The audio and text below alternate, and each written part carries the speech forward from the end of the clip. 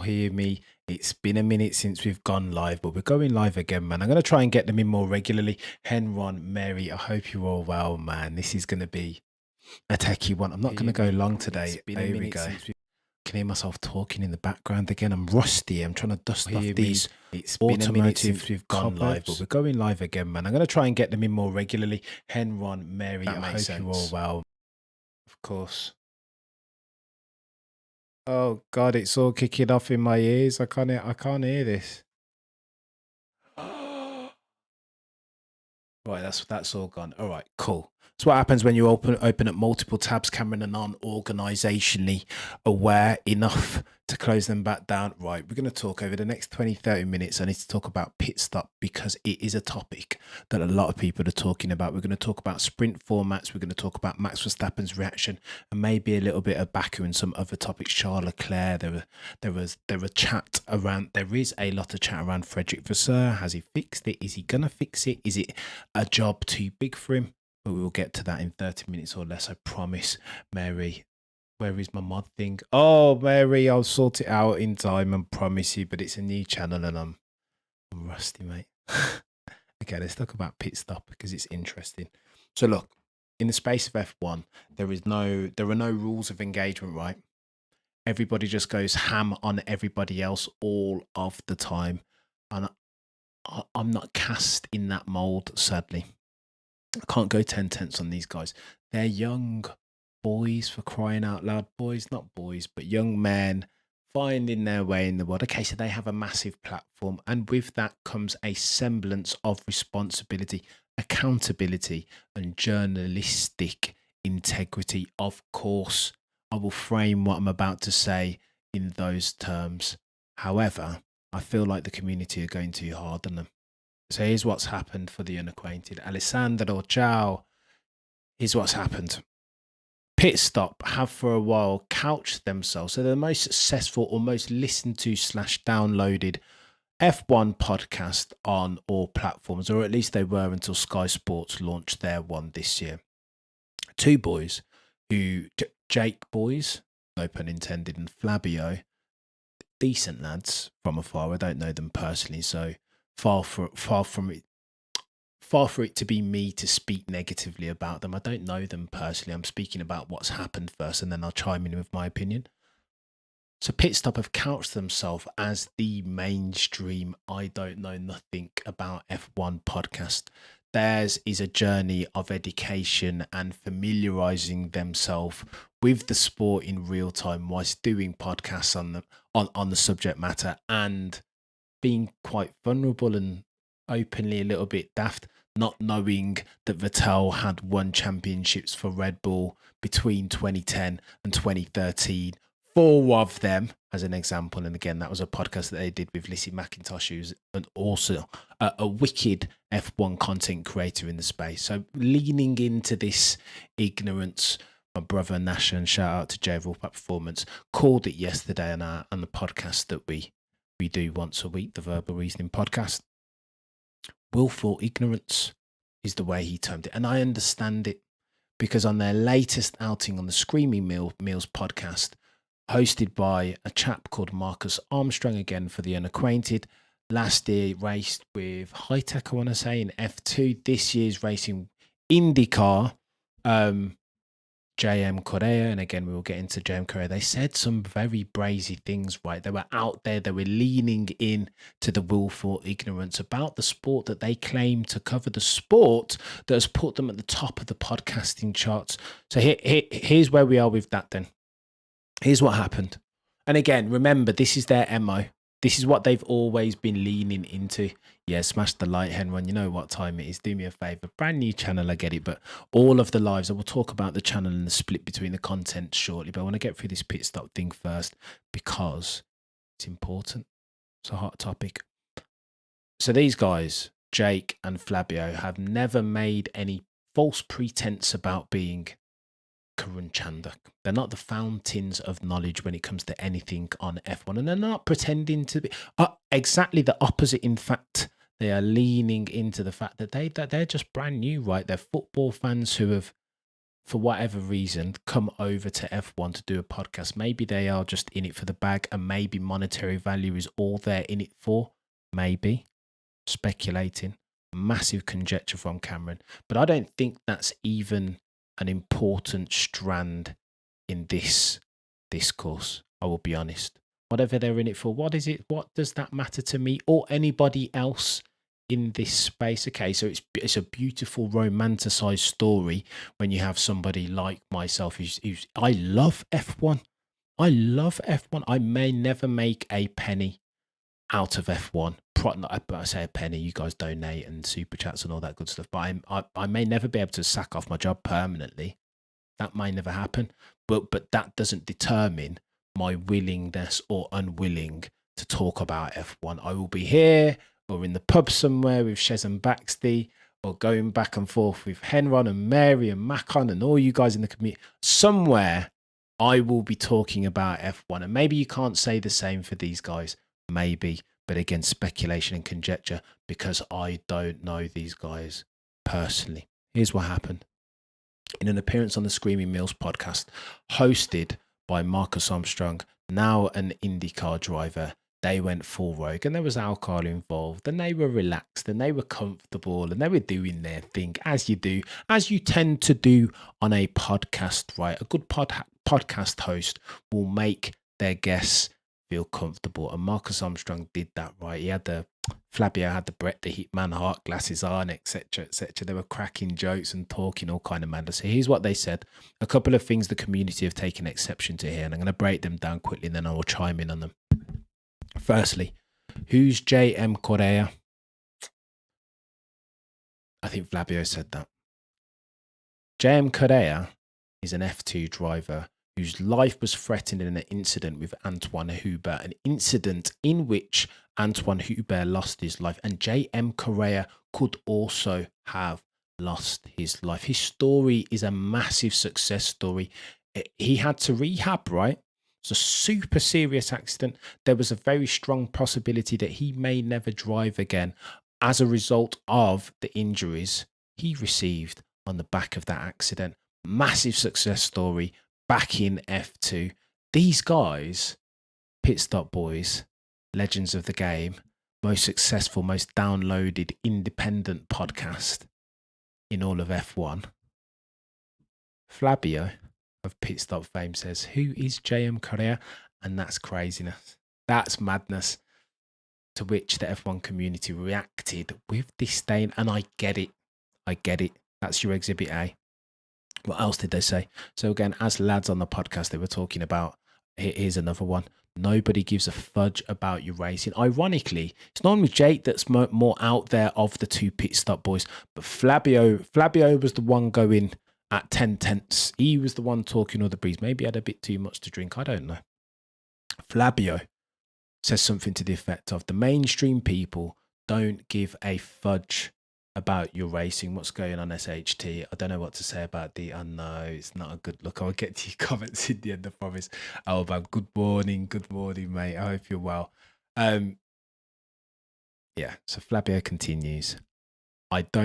Nobody gives a fudge about your racing. The broader context, so that's a soundbite that everybody's clipped and is prepared to run with. The broader context of what Flavio was saying, if I'm going to try for a second and give this fella some credit, here's what he was saying, right?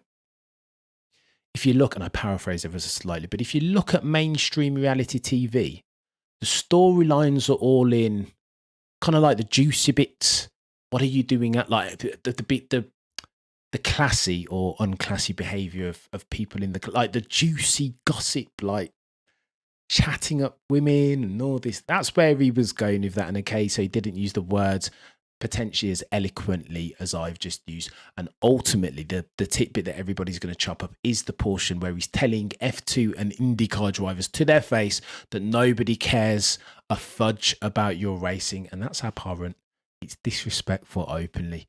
And it's flagrantly disrespectful of motorsports on a whole. And again, by the way, this is the irony in all of this and the contradiction in terms. Motorsport, F1, the pinnacle of motorsport, is what's putting food on Flavio and Jake Boys, the two principal protagonists of the Pit Stop podcast. F1 puts food on their table. It does. There is money in this, and that's chaos.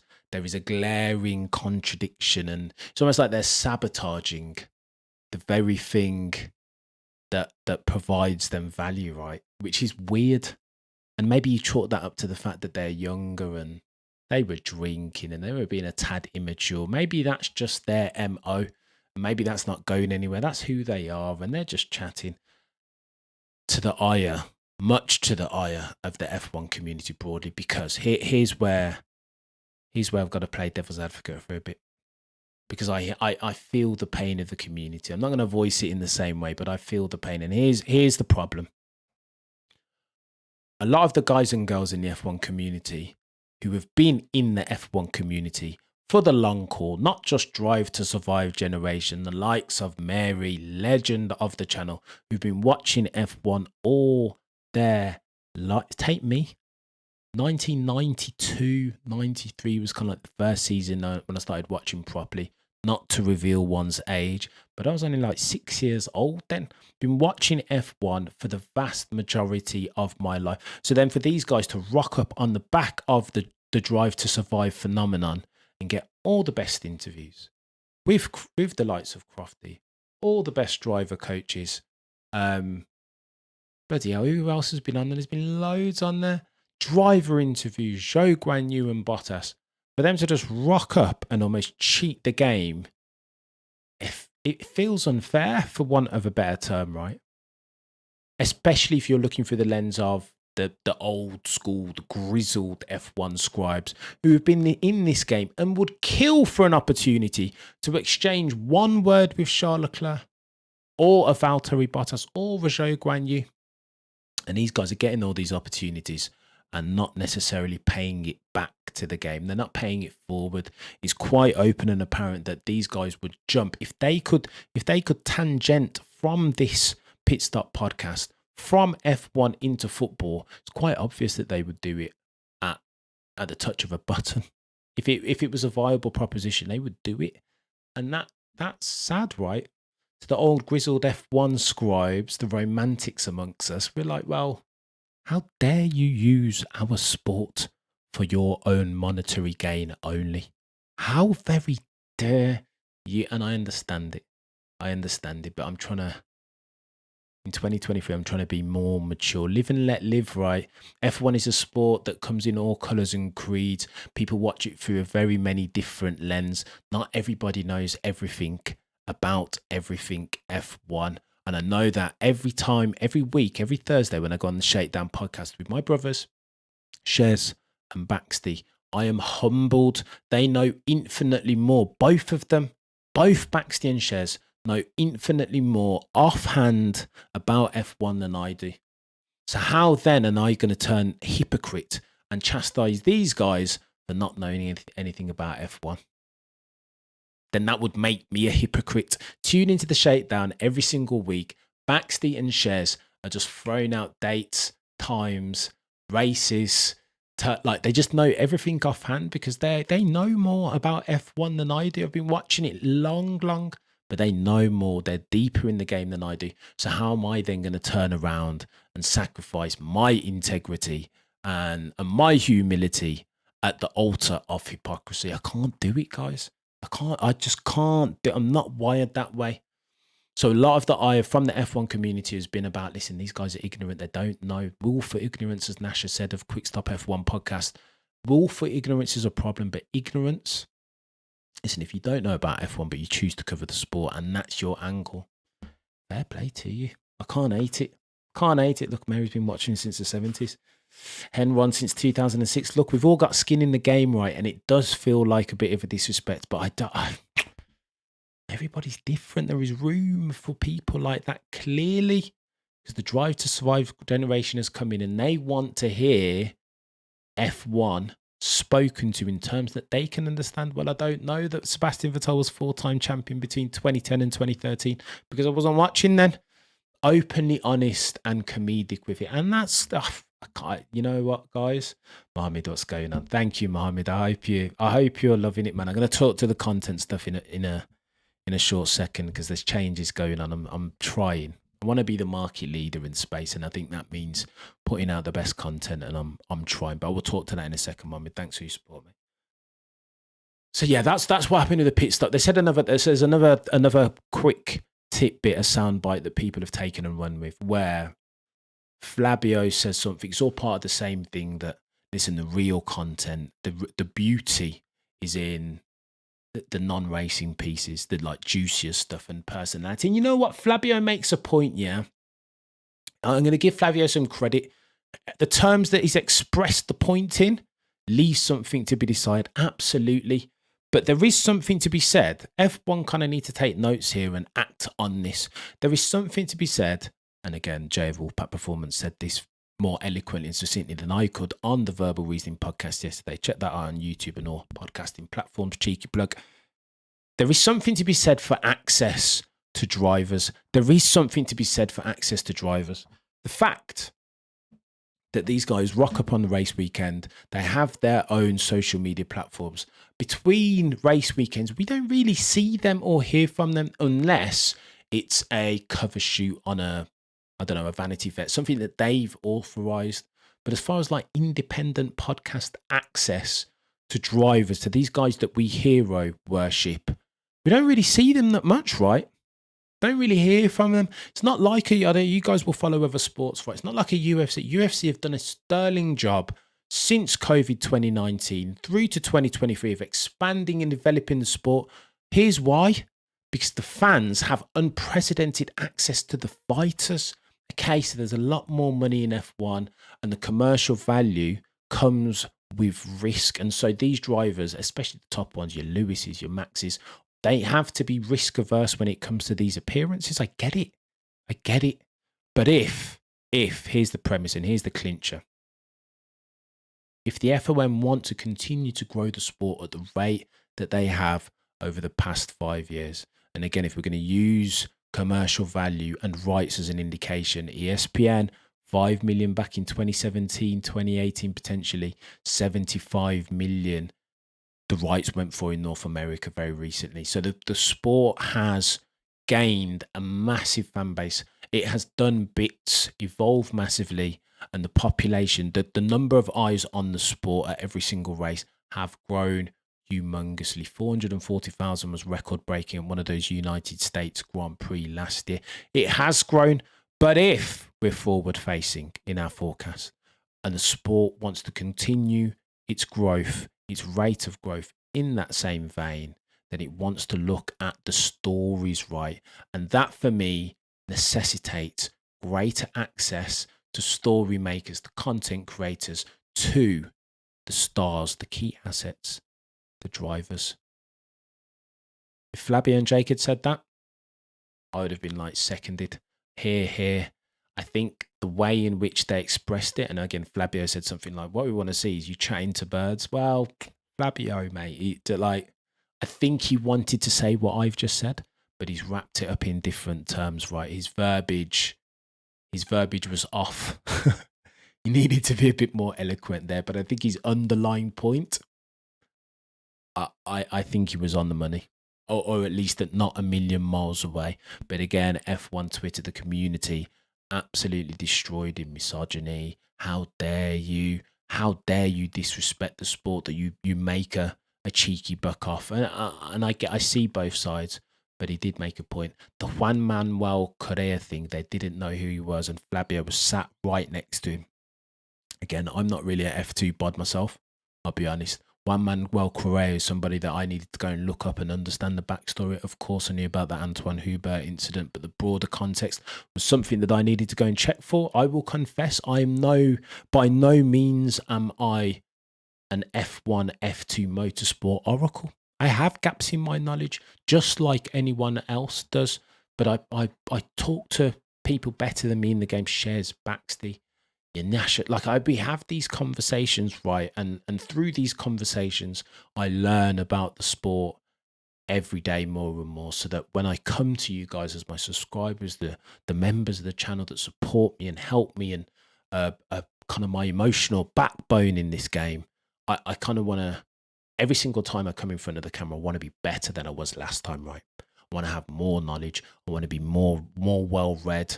I wanna be able to tell better stories. And I think that's where a lot of the F1 community, if you boil it down to brass tacks and its lowest common denominator, I think that's where the F1 community are really cheesed off, because it's a flagrant, again in Nash's word, it's a flagrant, willful ignorance and arrogance, right? You don't know who one Manuel Correa is. That's JM Correa. Yeah, that's a bit.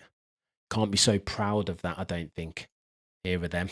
These are the chaps. I'm not going to put them up for too long. And I just wanna state, as I did at the outset, I'm not here to be. The social media can be an absolute madness, right? The way that I'm built is not to lean into that. I just can't be. Let's have a conversation that's edifying. Are these guys worthy of some criticism? Of course they're. Am I going to jump up and like trigger thousands of people to downrate the podcast? I don't know. I'm not sure it's not the way I'm wired necessarily. If you want to do that and that's the way you choose to voice your vote, to voice your opinion, then have at it. Go and downrate them. They were like 4 point something, and now they're like 2.6 rating on their podcast. And I think I feel like that's a bit harsh, but again, each to their own. What I will say in conclusion is that absolutely there is a space for these guys in the market, as evidenced by the fact that they were the #1 rated podcast for the longest time. And I just can't be. I want to have an edifying conversation about this, and to be critical for criticism's sake just isn't the way I'm wired, I'll be honest. Are they worthy of criticism? Of course. Could they have articulated some of their points, valid points, some of which were, by the way, in a better tone, in better language? Of course they could have, but they didn't. And for that, they should be criticised. But the plethora, the big tidal wave of criticism, in my humble opinion, for these two young lads who should know better, is for me a little bit of excessive, but symptomatic, by the way, of the community that we call our own, right? F1 Twitter. Everyone looking to hear what you say. I will get some of your comments in a minute, I promise. Right, so that's pit stop done. What else do we need to talk about? We need to talk about sprint race format, and I won't spend too long on this. I'm going to go another 10 minutes, guys, and then I need to take my little man to the zoo. First time young Teo Ethan's going to the zoo, bless him, and I want to be there when he loves bloody dinosaurs and he's always going around, so I want to be there. I'll go another 10 minutes and I'll read some of your comments. Right, so here's what's happened for the unacquainted. F1, there's rumours saying that F1 are going to switch up the sprint race format, and it needed to be tinkered with. I'm glad. Here's why I'm glad. Here's the good news. F1 for the longest time, there are some things that are holy and saintly in F1 that we never want to touch, right? Monaco is an example. And I think there is good and bad in that. Here's the good. Listen, for old, grizzled scribe F1 fans like myself, I see the upsides and the downsides with getting rid of Monaco. Okay, so you need to lean into the new era, the new generation that aren't looking to see 70 laps of Monaco where there's no 72 laps or whatever of Monaco where there's no overtaking. I get that. But I've been watching Monaco. I've been sitting through Monaco all my life, right? They'll want to see Monaco no longer. I don't know. But I think it'll be a sad day. But here's the problem with that. All sports in 2023, the fight for sports fans' eyes is it's a hard one, right? It's a hard one. There's TikTok and there is Instagram and there is Facebook and there is YouTube, of course, and there are a gazillion sports. There's UFC. There's football still as the apex predator of sports that attracts the most viewers and most eyes globally. So F1 has to fight tooth and nail for every single second of every single viewer all over the world. This is the truth. It is a ongoing battle, and the way that you wage that war most effectively is to tinker with formats. Sprint race for the longest time hasn't been perfect. It was a brilliant idea. I'm glad they brought it in, but you kind of need to tinker with that format. Because the longest time it's been a procession, right? A risk-averse procession where drivers are well aware, acutely aware, more so of the downside than the upside. Hence why they just trundle around for the most part. It's a nothing race, or it's become at least a nothing race. So I think they're right to tinker with the format. Whether this option is the pole sitter, I'm not so sure. But here's what they're saying they're going to do. They're going to divvy up qualifying. They're going to segment it and keep the Friday. So on Friday, they're proposing potentially as soon as Baku, nothing concreted yet. Potentially as soon as Baku, they're going to do Friday as quali for sprint, or sorry, quali for the race, free practice, obviously for the race and sprint quali. And on the Friday, the last session is going to be qualifying for the race. Bench that. Saturday, what we're going to see, again, conjecture and speculation, but this is what I'm hearing they're proposing to do as soon as Baku, by the way, in a couple of weeks' time. Saturday, we're going to get qualifying. So we're going to get qualifying for the sprint race, and then the final session on the Saturday is going to be the sprint race. So they're segmenting the sprint and the sprint qualifying, and they're going to point that on Saturday, and then you're going to get practice. Look at me, it's confusing, and this is my concern, which I'll get onto in a second. Friday, you're going to get practice and then qualifying, proper qualifying for the race, which would be on Sunday as normal. Confusing, isn't it? Even as I'm trying to articulate it, I'm like, it's a tough sell. And good luck to new fans that are coming in trying to. So hold on.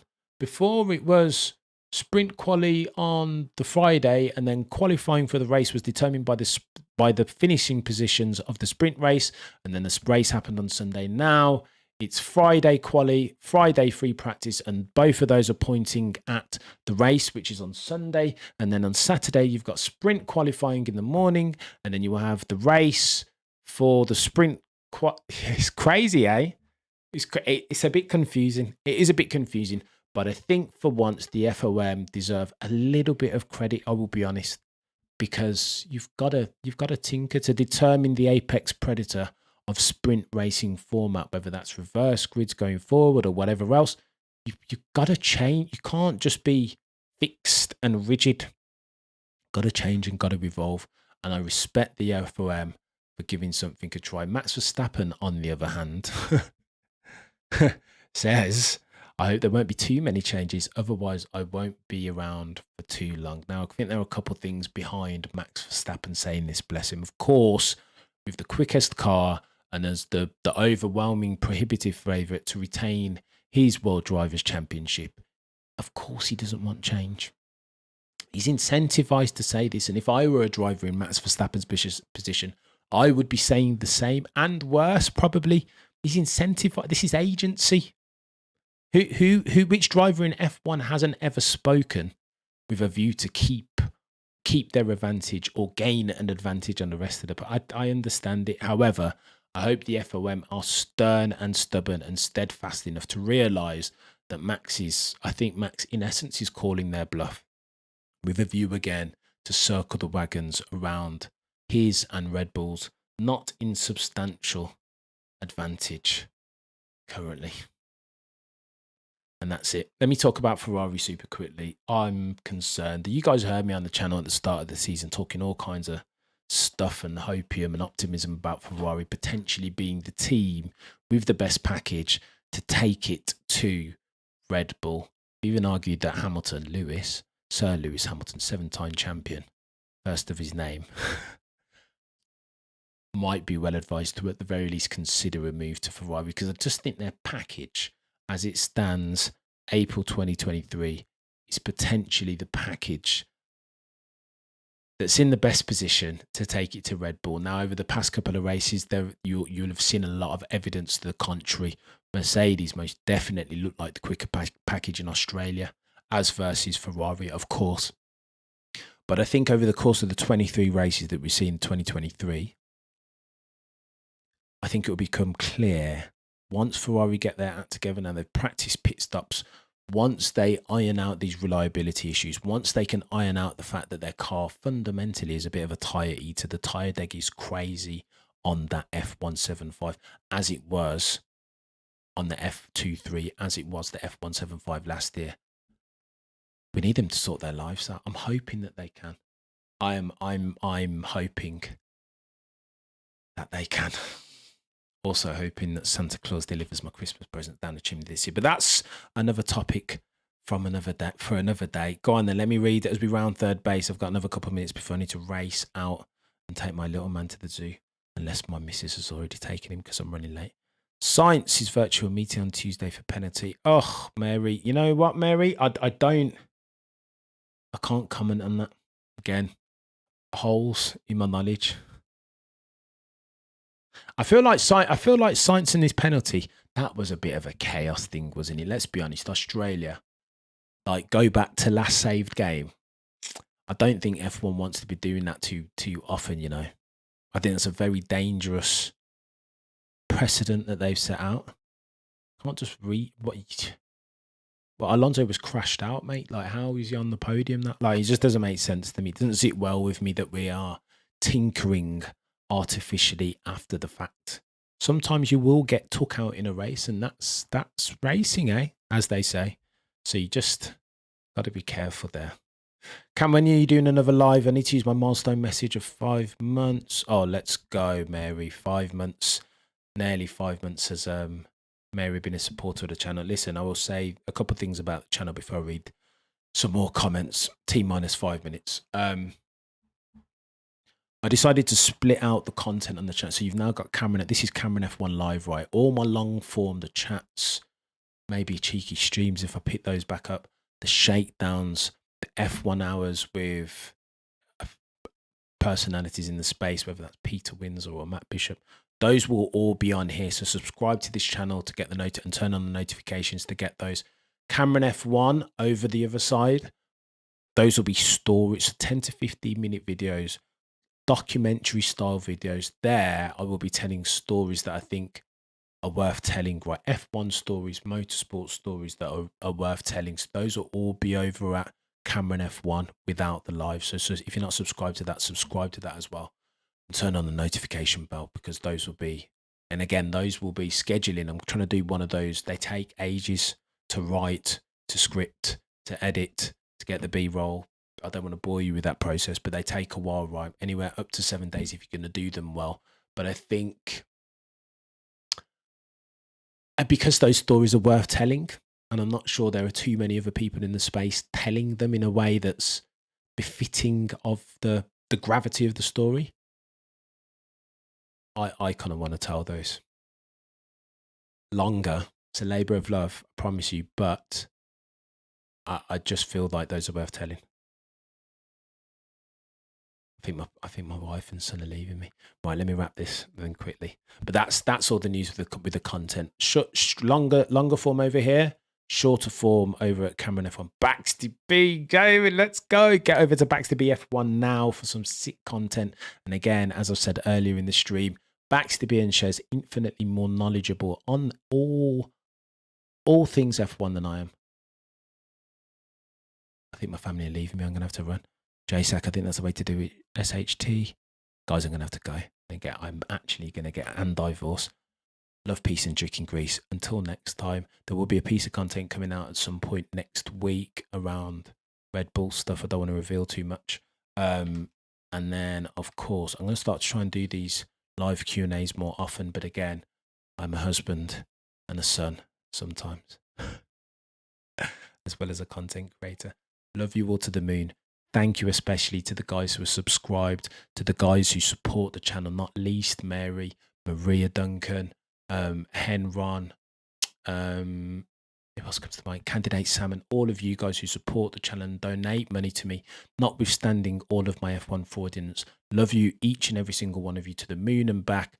The shakedown will be out on Thursday. A nice little bit of edited content at some point early next week, I'm hoping. And then Saturday, they're running each and every Saturday on the Cameron F1 channel. Have a fantastic weekend. I'm going to go and take my little man to the zoo so you can see some creatures, some animals, lions and tigers. Love, peace and chicken grease. Between now and next time, remember, as always, to look but never stay.